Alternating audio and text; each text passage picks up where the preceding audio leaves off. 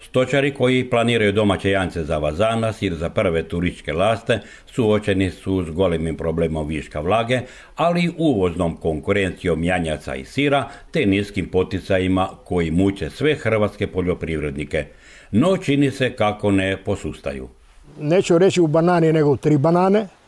Gledajte, ali svi smo svjesni, mi nismo, recimo, ja sam ovčar i to sam ponosan na to da sam ovčar bez obzira na sve te činjenice dogodovštine, ali busula se mijenja.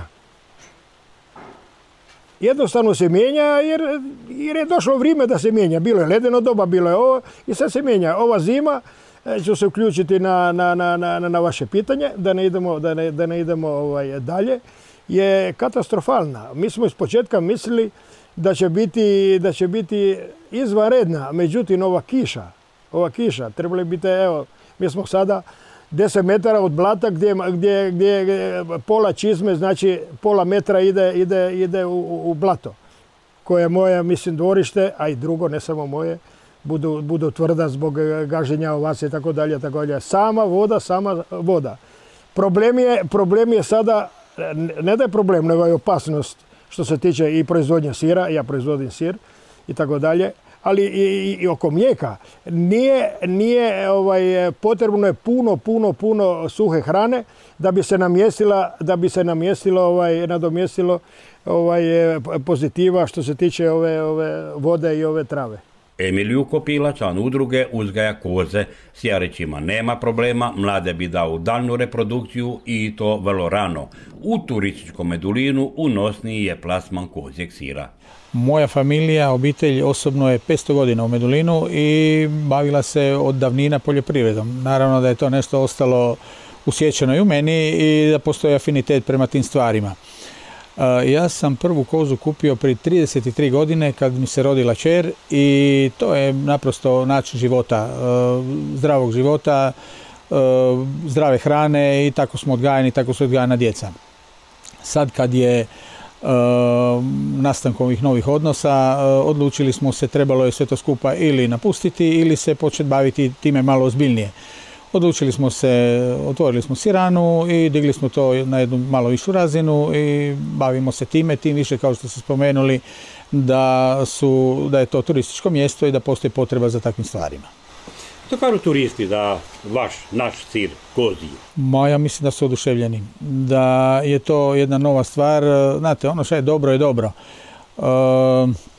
Oni su navikli na industrijske stvari u kojima ima, ne znam, raznih dodataka i to.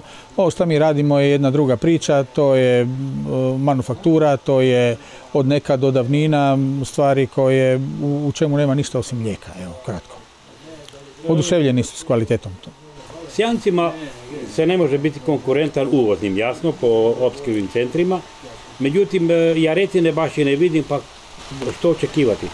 Tu imate dva pristupa. Jedan je ako ćete dizati kozlića ili mi imamo drugi interes da čim prije krenemo u proizvodnju mlijeka, tako da ja bih volio kad bi se tu isprofiliralo i kad bi tu se našlo ljudi koji bi se bavili time pa da ga otkupi relativno rano ili na neki način da se uđe u jedan odnos i da se ljudi time bave. Jer je teško svaštariti i svime se baviti. Ne, tako. Obitelj Cetina, 35 godina, gaji ovce. Sir i jance plasiraju na OPG-u. Stado će širiti.